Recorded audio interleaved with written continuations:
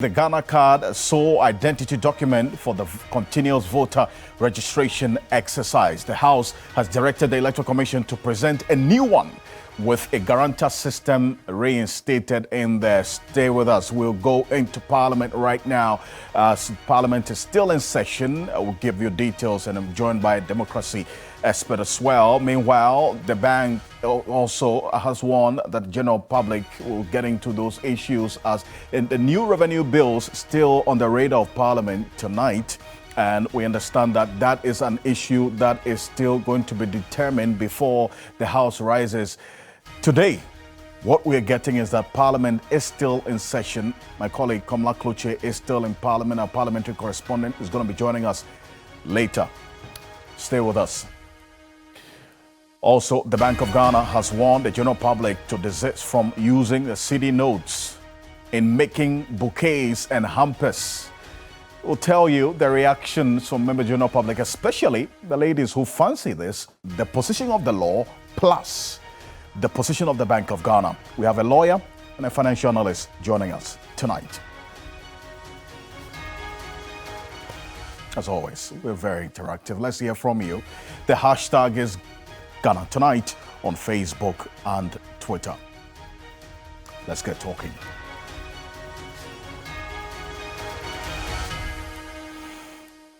Let's settle for Ghana Briefs.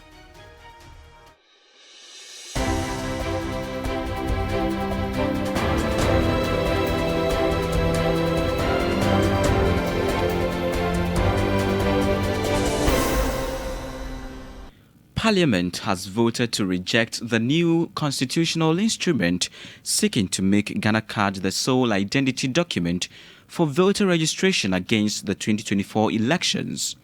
In a unanimous decision to reject the Public Elections Regulations 2023, the House directed the Electoral Commission to present a new document with a guarantor system reinstated.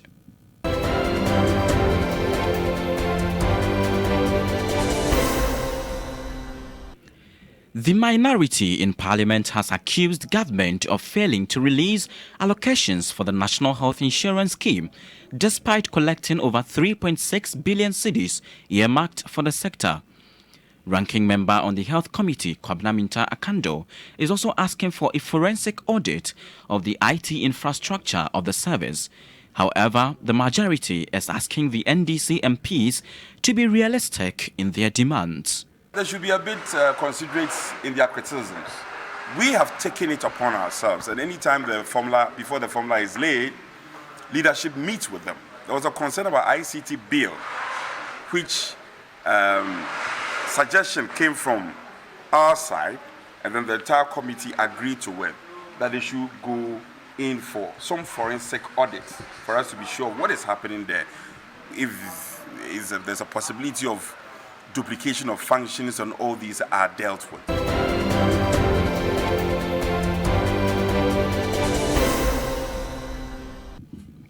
Government's 3 new tax bills are currently before the Parliament for consideration of the House.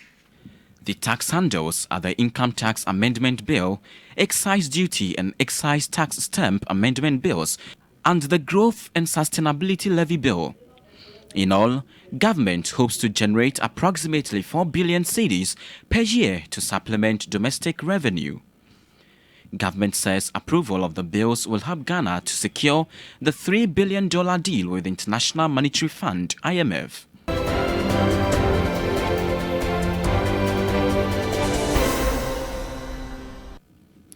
More than 6,000 Ghanaians die from tobacco addiction annually. According to the Executive Director of the Institute for Liberty and Policy Innovation, Peter Bismarck-Kofi, the yearly deaths resulting from tobacco addiction is a major security threat which needs to be addressed. This policy should not be reinforced and be encouraged.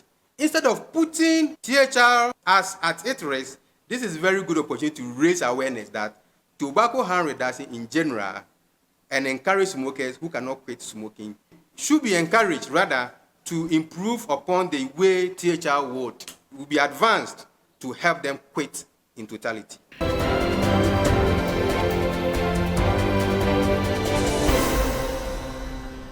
It is a new trend of people wrapping money in a basket or bouquet for special occasions, from birthdays to marriage proposals and even send-off parties. While it offers options for people, the Bank of Ghana says the use of cedi notes for these hampers and bouquets is illegal. Don't go and take the currency and do bouquets and whatever it is. And then sometimes when you do that, you are defacing the currency.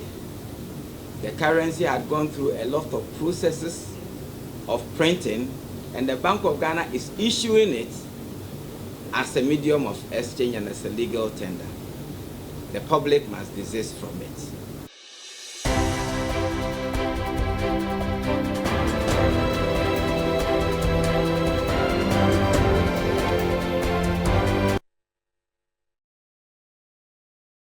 The Bank of Ghana is saying that people should stop using the currency note to design bouquets and hampers.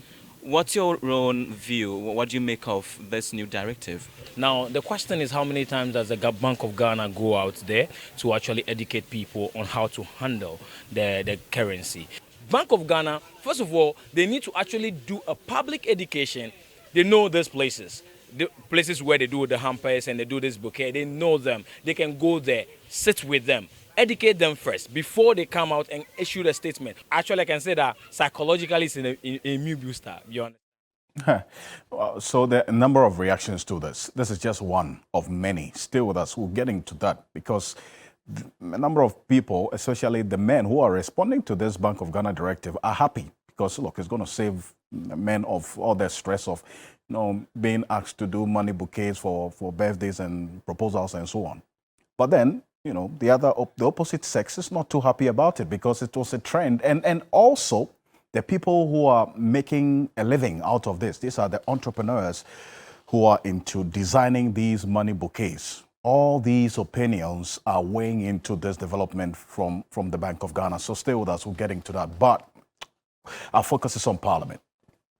Today, they rejected the public elections, that's the registration of the voters ahead of the 2024 general elections. This is the report that the Committee of the Whole held. They held a meeting on Tuesday with the Electoral Commission of Ghana, led by the chairperson, Jane Adukwei Mensah, the National Education Authority, led by the Executive Secretary, Professor Kenneth Teffa, and the Ministry of Finance, led by Ken Ofori-Atta. So there was a meeting that was held on the 28th of February, and then a decision was taken after some of the hearings from these persons who appeared before the committee. Remember, the Electoral Commission Chair and Professor Kenneth Teffa appear before Parliament, the plenary, to answer questions from members of Parliament about this particular CI. So today, what they've decided is that this CI would not receive the approval of Parliament. This is the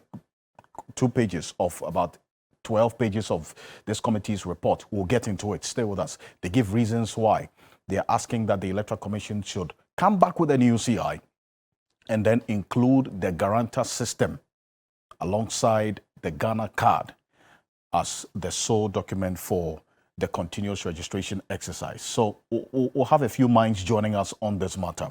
Bear in mind that the concerns that this was going to disenfranchise a section of eligible voters was also captured as one of the reasons in this particular report. So we would get into it. Parliament is still in session.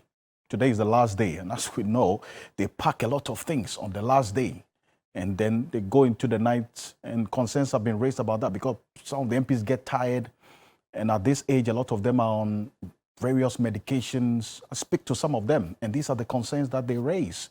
And so they are taking decisions on some of these critical things that are left on the last day with the soundness of their minds also brought it to concern. So that's another matter. But Komla Klutse is there. He's a parliamentary correspondent. He's going to be joining us. The other issue that Parliament is expected, all things being equal, to take a decision on is this revenue bills, the 3 of them, that government intends to have Parliament's backing as, according to the Finance Minister, one of the ways of receiving the IMF board's attention. They intend to raise some 4 billion cedis from these 3 revenue bills they expect Parliament to pass into law. These are the ones there: the Excise Duty Amendment Bill, the Growth and Sustainability Bill, and the Income Tax Amendment Bill. A number of groups have raised concerns about this. The Local Manufacturers Association, the Federation of Labour, in fact, Ghana Union Trade Association, GUTA, and the Association of Ghana Industries, AGI, they're going to be joining us on the show tonight on this particular issue and the concerns that they put out there. Because if you look at the tariffs and the taxes and the increase that we've seen since January, this is what industry has been faced with: an increase, about an 80% change in water tariffs, and about 172% increase for commercial bottled and water drinks.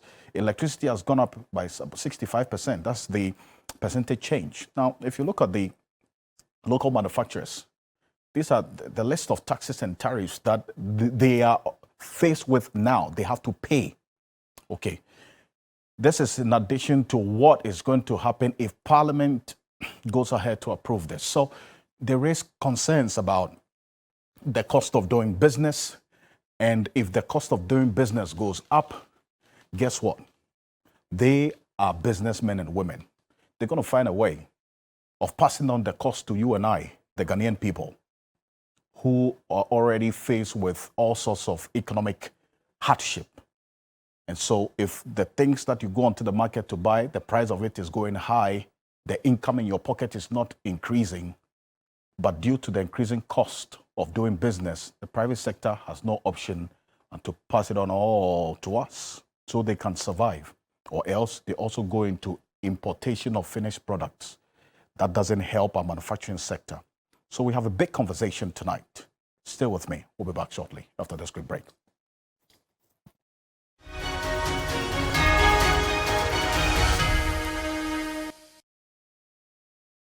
Welcome back to Ghana Tonight. We're live on TV3 Ghana on Facebook, the DSTV channel 279, all across the world on 3news.com.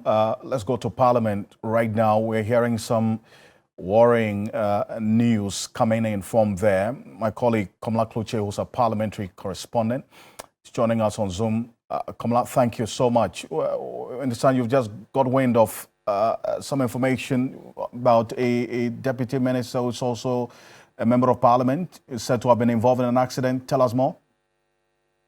Well, Alfred, what we do know is, yes, it did happen. We have seen an ambulance that's stationed here in Parliament convey him out. In fact, from where we monitored the two crips, or leaders from both sides of the House have had to go into the ambulance to check on him, and as we speak now, he's been taken out of the precinct, presumably to a health facility. We are unaware what it is, but prior to that, there was confusion regarding the voting or the voice vote on the amendments. That's the consideration stage of the bill, one of the bills. That's the taxes size. And what it is that when the speaker put the question, the minority rose, prior to him even putting the question, the minority leader suggested amendment of the clause and advanced in the argument that it should not be accepted. And after a back and forth, the speaker put the question, and when the speaker put the question, the voices were quite loud. It was a bit difficult for the speaker to tell, even though the speaker said that the noes do have it, as in the MPP side do have it. Well, that was challenged subsequently by the deputy minority whip, Ahmed Ibrahim, who said their checks indicate that some MPs were not in the chamber as of the time the voting was being done. And when the head count was actually done, the speaker ordered that there should be a head count. The result proved that it was 136 NDC and 137 NPP. That subsequently was challenged because the backbenchers had identified that there were some MPs who were not in the House as of the time that the counting was being done, and so they could not have amounted to 37. Well, it's degenerated into a lot of arguments. Then there has also been a progress where the deputy whip also called for division. The division that was called, the speaker has had to suspend. He just came in a short while ago. In fact, that division that was called by the Banda MP made the speaker suspend the sitting, and they have had to go in for a break. Just a while ago, the speaker has returned, but within the period that the speaker had suspended the house shortly, that was where we confirmed that yes, indeed, that MP, who we understand his name has been withheld, we are not too sure. We are getting the indication that he was involved in the accident, but he's been treated, or he's undergoing treatment as we speak. We saw the ambulance, we saw them move him into the ambulance, aided by some majority and then minority MPs who had aided him into the ambulance. And just a short while ago, he had sped off to the outside the precinct of the house. So this is what the situation is now. But I mean, the decision on the taxes, what it is that they are still doing the head count as it is now. They've come back to doing a head count as it is, and we're not too sure how it's going to turn up or how it's going to happen. As it is now, if the information we have is anything to go by, it doesn't look entirely good. But most probably, the expectation is that he would be treated and then probably, but the extent of the injury we do not know as we speak. But that's the confirmation that at least we have some bit of evidence. Most of us journalists here did witness what had transpired, Alfred. I see. So as it stands now, unfortunately, he's been taken care of now. You say that you saw the ambulance move from the presence of Parliament. So absolutely, yes, yeah. I see. It does, and when the speaker resumed this a short while ago, he said the leaders of both sides are aware of why he had to suspend the house, and that they had a message for their members, but he didn't allow them to talk about, just indicating that yes, indeed. And presumably, of course, I mean, with the intel that we all pick up, it is true that yes, in fact, that member had to walk. It's just unfortunate that his name has not been confirmed, but what it is that yes, indeed, he was on his way to Parliament, and he unfortunately had an accident, and we are not too sure whether it was even within Parliament or it was outside. But the information that we get unconfirmed of where he had the accident, but the fact remains that yes, indeed, there was an accident of the sort to which he's been taken out of the presence in an ambulance. Live videos of what's happening in Parliament right now with Komla Kloche, who's our Chief Parliamentary Affairs Correspondent, still in Parliament as we speak. There you have it. So really, this is the last day, Komla, and as we do know, it's going to be down to the numbers. It's a numbers game, is it not? So if what you're telling us is anything to go by, what this means is the NPP, that's the majority side, would suffer one vote down, correct? And that gives the NDC... We cannot measure the extent of the injury that this MP suffered, but if it's anything to go by, well, on the face of it, it might be. But as we speak, you know, the counting for the division is ongoing now, so it presupposes that well the numbers might not play. It's going to be a long haul that this would take.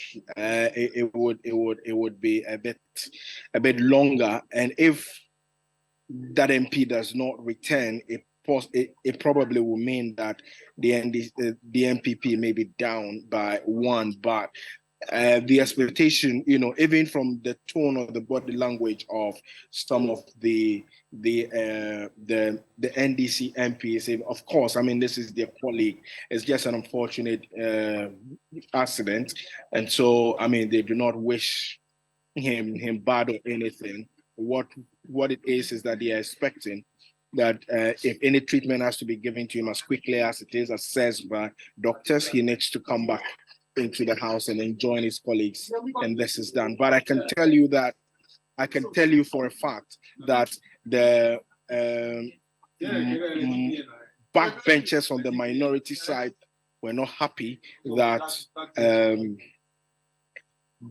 their leaders, the front bench, had not challenged it when they realized that the MPs were not up to the numbers that they had. So that is where the current situation in Parliament is as we speak. At least Finance Minister is here, Ken Ofori-Atta is here. The expectation is that he will have these bills with these challenges that have come now. It's just a bit mind-boggling, but he's still confident. Government is still confident. The majority is very confident that they would have this, and they would. At the end of the day, I mean, they will have the bills passed in their favor. I see. That's really worrying development there. And earlier, Komla, you put it out, and as we reported that Parliament has now taken a decision on the CI, the Electoral Commission's CI, which was purporting to make or wanted to make the Ghana card the sole document of identification. Now that has been rejected, what's the next step? What's going to happen next? Well, I mean, this is a recommendation from the Committee of the Whole. Committee of the Whole is both sides of the House, chaired by Mr. Speaker, and this is a report of the Committee of the Whole on the proposed CI. What it means is that the Electoral Commission has been advised. This is legislation, so they've been advised by Parliament that they should have a real look at it and then effect all of this. But I mean, it all boils down now to legal matters. Whether the Electoral Commission is bound, legally by this report or the unanimous decision that Parliament has made, that remains another issue altogether. From even my discussion with some of the MPs from both sides, it may appear that the Electoral Commission can choose not to, but if they choose not to, what could be the repercussions? Maybe repercussions might be too harsh a word, but what could be the impact of this if both sides of the political divide? Now it's the NPP and then the NDC. They are the ones that have come together and said that no, they cannot have this in the current form as it is. There should be some amendments, and those amendments, they've suggested or they've made suggestions that they want the Electoral Commission to take on board. And if the Electoral Commission does not take it on board, then it presupposes that the Electoral Commission will now be on a coalition course with Parliament then, because the Speaker was quite emphatic about it, that he was personally involved in this. And even if you look at the crafting of the report on the Committee of the Whole, his handwriting is in there, indicating that, yes, it was a unanimous decision. It now beholds on the Electoral Commission to decide whether to take the report of the Committee of the Whole into consideration or otherwise. But will they do that? They still need to bring their CI. And if they bring the CI in the form or shape in which it is, I mean, the proposed CI in the shape in which it is now, that's been rejected by both sides of the House, how would they then have it to be passed? They need that CI to be able to conduct elections 2024. So I mean, it's something that they will have to look at. Both sides will have to meet each other, possibly halfway. The argument is the fact that a lot of the constituents, over 500,000 constituents, have not had their Ghana card. How does this become, sole document that's to be used to register? All of these were arguments that they advanced, to which both sides felt that it was quite important that they take it into consideration. So, I mean, it's coming days will tell whether the EC itself would take into consideration the committee of the whole. Don't forget that the Special Budget Committee of Parliament is the committee that would work on the issues regarding the subsidiary legislation committee of Parliament is the committee that's responsible for the EC's right. CI and other things. So, I mean, it's the coming days will tell whether the EC will affect its thing. Maybe the argument they may also be making is that we are an independent body, and if we are independent, we are not under the whims and the caprices of any other body as well. We'll see how the coming days will look like. But Komla, stay with me a bit. Dr. John Osei-Kwapong is a senior fellow democracy and development at the Center for Democratic Development, CDD. They've been doing some extensive work on this particular development in Parliament as well. Dr. Osei-Kwapong, thank you so much for joining us on Ghana Tonight. So this is what's happened. Parliament today has rejected the public elections, that's a registration of voters regulations 2023, the CI proposed by the Electoral Commission to make the Ghana card the sole identity document for the continuous registration exercise. Your take on these developments, Doc?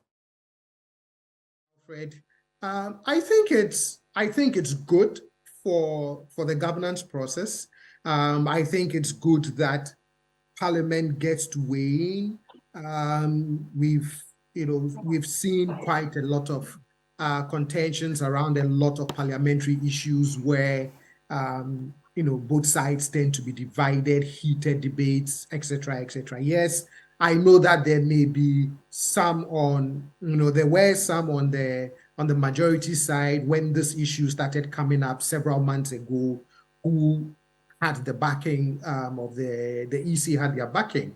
But it's good to see that some consensus was built around, well, let's send this back to the EC and have them address some of the key concerns that are being raised. And Alfred, you and you've had a couple of people come on your show to talk about this issue. And the key thing the sticking point has always been the requirement, the sole use of the Ghana card as, the way to validate your citizenship and therefore your ability to register to vote. And then there were also concerns about the district office being the only place where you can go and engage in that continuous registration. I know there were some concerns about, the distance, the impact on the voter who is trying to vote. Because again, in trying to exercise your fundamental right to vote, all the way from the registration process through the day of the election when you cast your ballot, we have to make sure that the processes places the least burden on the voter. And as I said on your show a couple of times, I always said, in the event that you cannot anticipate what will happen, regardless of all the assurances that was coming from the NIA that they will be able to complete the registrations and issue the cards, I always said, at least have some backup just in case. So hopefully, with this new development in Parliament, it would give the EC that extra incentive and motivation to say, maybe truly, we need to soften our position on this and see how best we can, fix some of and address some of the concerns. I will be very disappointed if the EC takes the exact same thing back, word for word, back to Parliament. And so I'm really hoping that they take into consideration the concerns raised by Parliament. Well, and that's what my colleague Komla Kruche was talking about. So they have a number of options, don't they? And if you look at the posture of the Electoral Commission itself, prior to the decision by the committee of the whole. That's both the majority and the minority.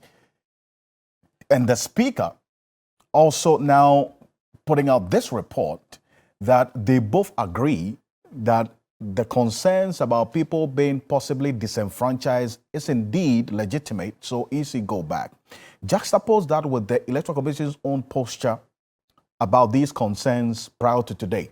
What would you expect going forward? So prior to this development, I would have said there was no way the EC was going to budge on this. And sometimes, as I said to Dr. Serebo, not even just on your show, but on a sister network, that I do understand the concerns of the EC. Their policy rationale is that you want a voters register with integrity. You also want to cure some of the mischiefs that these same political parties who are complaining do engage in doing these registration exercises. So I understand the administrative impetus for them to do that. But again, it was too much of a rigid position because of also the challenges that we've seen with the NIA. And yes, I know that the NIA has given all manner of assurances. They've also been assured by the Ministry of Finance that whatever financial challenges they were facing, that will be resolved so that they can, get all the cards into the hands of the eligible voters by next election. But with this development, as I previously said, I'm hoping that it would give the EC a second pause to say that now that our parliamentarians have weighed in such a way that there appears to be a general consensus about some of these sticking points, that it is in the best interest of the electoral process, of the voters, of the EC itself and its posture, that it would make sense to make some of these revisions and bring the CI back to Parliament. Yes, I know that typically electoral commissions always would say they are independent and therefore, quote unquote, nobody, quote unquote, these are not their words, but that independence is often seen as nobody should tell us how we should do our work. But I don't think this is a case of being told how to do your work. I think our governance process allows all the key stakeholders to weigh in on some of these sticky matters. So I'm really hoping that the EC would change its posture and respond positively to the concerns that have been raised by Parliament. We'll see how the coming days will look like. Dr. Osai Popon, thank you. As always, thank you so much for joining us here on Ghana Tonight. Still with me, Komla Kluche is still with us, our Chief Parliamentary Affairs Correspondent. And the news we just got not too long ago, a deputy minister is reported to have been involved in an accident. We're going to show live videos of this coming through from Parliament right now. There you see it. That's the ambulance, which my colleague Komla Kluche referred to earlier, carrying this deputy minister, who is also a member of Parliament, was involved in an accident not too long ago. And this ambulance left Parliament some few minutes ago, we understand. Just some few minutes ago, this ambulance has left Parliament with a member of Parliament in there and who is also a deputy minister. That's what you see there. That's him on the stretcher and being put in the ambulance. Unfortunately, that's the development that we're seeing right now. Videos coming through from Parliament. What's happened not too long ago, some few minutes ago. This is happening right as we speak. The development to what you're watching is that the ambulance has conveyed the said deputy minister, who is also a member of Parliament, to a health facility. That is information that we have. So this is the video you're seeing now of what's happened. Kamala, so now we have, yes, that's what the ambulance is moving now. Do we have any information about whether or not this development is going to impact on the voting or the decision on the 3 revenue bills which is, from what you understand, the last item for Parliament to decide on before they go on recess.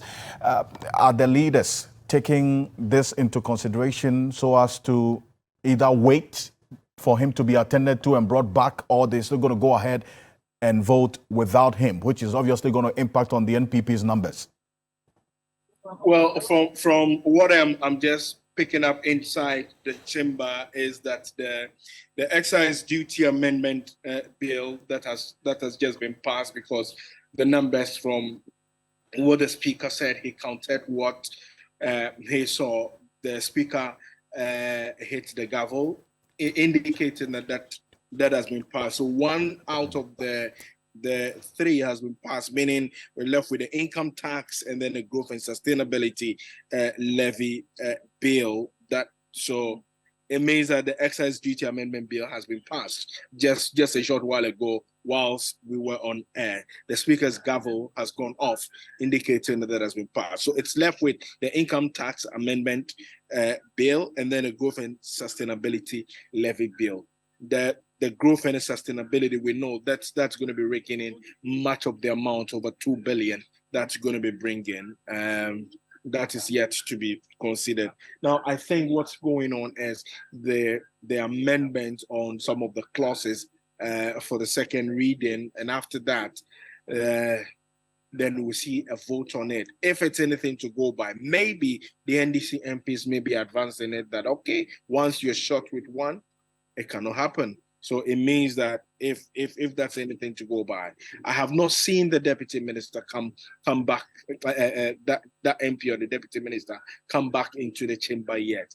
If the NDC MPs will base on this to have it rejected, that would be a different matter altogether. But as we speak, I do not get that impression. If the deputy minister is able to come back into the house before. So now the voice vote is being done. And so I'm not too sure. I'm not too sure how it's going to be. So, but what the development is that one of the three revenue bills has been passed. It's been passed and approved by Parliament now. That's yes, one of the excise duty amendment bill. Absolutely. That I'm picking up has just been passed. I see. So now we have the growth and sustainability and then the income tax amendment bill, which is left. Yes. Wow. Okay. So, Kamala, appreciate it. And I know there's going to be a long night for you. But thank you so much for the great stuff that you do. I appreciate it. Thank you. Kamala Klutse is our Chief Parliamentary Affairs Correspondent. Parliament is still in session, as you saw there, and stay with us on 3news.com. We're going to update you on whether the two other revenue bills will be approved or disapproved because of this development of a deputy minister who is also a member of Parliament who has been involved in an accident not too long ago, some few minutes ago, and the videos we got from Parliament, take a look. So that's the development now. The good thing is that there's an ambulance that has attended to him, and he has been conveyed to a health facility to be taken care of. As Kamala stated, it's not too clear whether Parliament is going to be in session and wait to have him come and cast his vote, or the NPP will still go ahead with this regardless of how this is going to impact on their numbers. And you know, this 8 Parliament has all been about the numbers game. Already, the NPP has lost a member of Parliament. The MP for Kumewu is gone, who unfortunately he died just about a week ago. Today, the Speaker of Parliament declared the Kumewu seat vacant, awaiting a by-election. And then this has happened as well. So you see the dynamics and how things will play out. So we're watching quite closely how things are playing out in Parliament. So stay with us.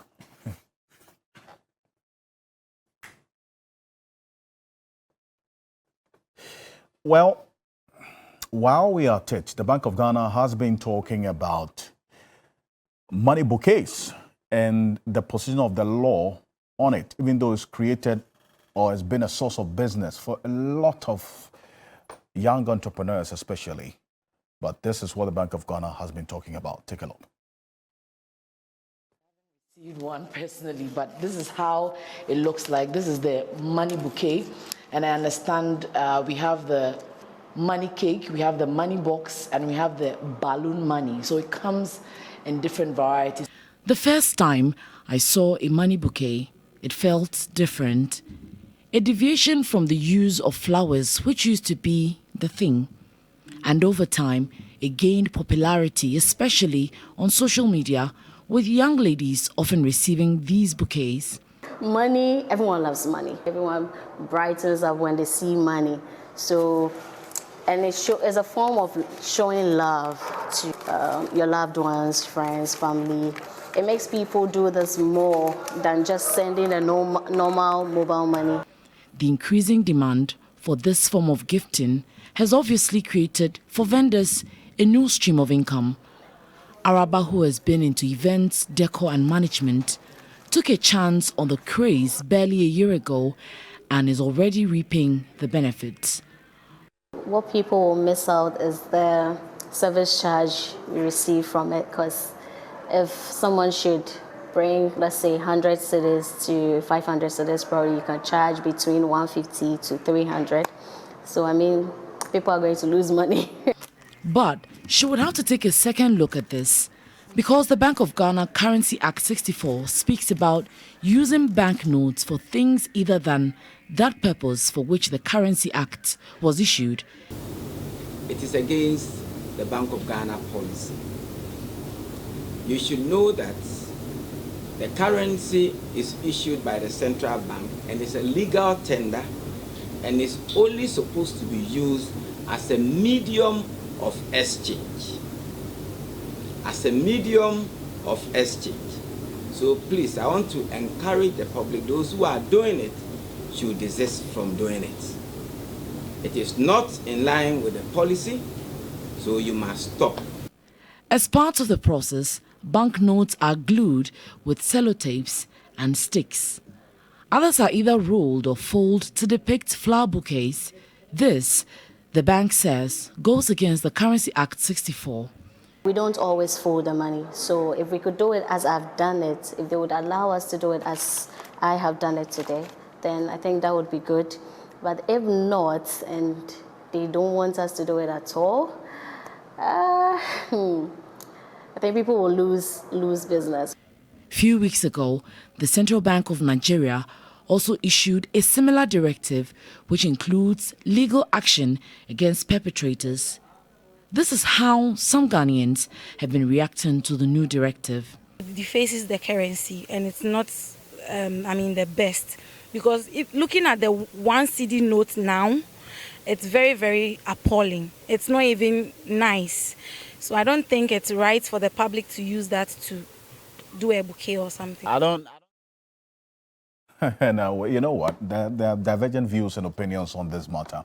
But those who focus on the business as well, and just as you saw Nane Mensah Brampa talking to a young lady, an entrepreneur whose startup is into money bouquets, it presents a challenge for them as well. It's the trend that a lot of people have bought into.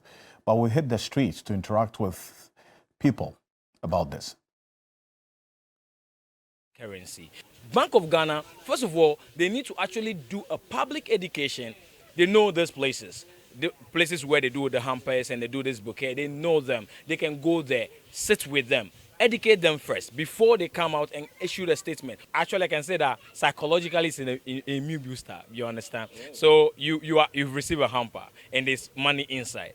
How will you feel? The question is, how many of Ghanaians know about this? How many Ghanaians know this? Myself, I've never known until today that you are asking me. I've never known that this is illegal. But that is the kind of hamper seriously I need here. If I'll be given a hamper with this designed with money, this is the kind of hampers I need here. I don't think it's good for people to be doing it because the money is legal that we use it as a note that we buy stuff. So we don't need to crumble it and fold it like that. Honestly, I'm not aware. I'm not aware that there is any law that says that if you use the cedi note for bouquet, it's so this is something new to the public. So to I receive mine and experience it as to whether it causes damage to the city or not. Until then, I don't see why Bank of Ghana will pass that law. I don't think it's the right thing to do because folding it, putting it into a different shape will deface the currency. If you want to gift someone money, put it in an envelope and present it rather than using it to do a bouquet and all that. That's the Christian Yale there. And let's go on to Zoom now. Patrick Abankwah is a financial analyst and then also one advisor to startups and entrepreneurs. Mr. Patrick Abankwah, thank you so much for joining us on Ghana Tonight. So you've heard the views there, but the Bank of Ghana has stated the position of the law. But you also look at how this is going to impact on the ecosystem that this development has created, as in people who have created jobs or businesses out of this. What's going to happen next? Okay, so thank you very much. I think with the directive given by Bank of Ghana, clearly it's going to have an impact on people that are straight into the issue of doing money bouquet by way of either looking for other means to expand their business or other ways that they can still go about the business that they run. But I understand the position of Bank of Ghana. I'm just looking at a report by Bank of Ghana themselves, the year 2019. They spent almost 309 million Ghana cedis in printing new currencies, new notes. And if you compare that to 2018, it was around 147 million Ghana cedis. So there was a jump from 2018 to 2019 from 147 to 304. That should tell you an idea, give you an idea of how much money is spent by Bank of Ghana when it comes to printing of new notes and currencies for the circulation in the economy. It is something that they should have actually educated people on, and I like what someone said on the street about educating people on before bringing a directive. But the fact that you are doing something illegal does not mean that once you are being reminded of the law, it means you can still continue to do that because that's your business line. I believe that some of these institutions should write to Bank of Ghana and have discussions with Bank of Ghana on how they can go about their business instead of trying to fight it, because whatever the case, money in circulation in Ghana is a legal tender and is a sole right of Bank of Ghana to regulate how it is being used. So instead of trying to fight it, I believe that these institutions should come together and write to Bank of Ghana to have a discussion so that if they will be given permission to now use a carbon paper of it, which is not from Bank of Ghana, but will not be seen as trying to duplicate the currency of the country, I think that will work, because what they are trying to present is that they want to showcase a bouquet in a different form that would depict the currency of the country and also give a bit of beauty to what they are trying to give to their clients. So for me, that is good. So there should be a kind of discussion between the two parties so that people are not being taken out of business, and at the same time, Bank of Ghana's role of ensuring that the currency is protected is also respected. And you see, most of these bouquets are made with fresh notes. I mean, I'm sure a lot of the young men will heave a sigh of relief.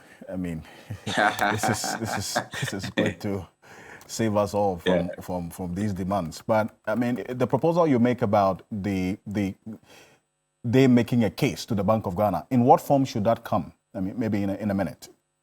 Okay, so I think they should write something like a proposal based on the publication by Bank of Ghana. So they should do like there's a word I'm trying to get, but they should write it like a petition to Bank of Ghana. So that's the right way. So petition Bank of Ghana that they are X number of institutions that are into bouquet production with the currency, and this is what they are proposing. They want audience to look at how best they can present their business so that they don't lose out on the business. At the same time, they respect the laws of the country, which is being managed by Bank of Ghana. Mr. Abankwah, thank you. Thank you so much for your thoughts on this. We'll see how things will play out for these entrepreneurs, the startups into money bouquets. Patrick Abankwah is a financial analyst and also an advisor to entrepreneurs and the startup ecosystem in this country. Thank you, Patrick. Thank you, sir. Right on. Now, our Citizen of the Week for today, in fact, this week, is Samuel Okudzeto Ablakwa, and we'll tell you why.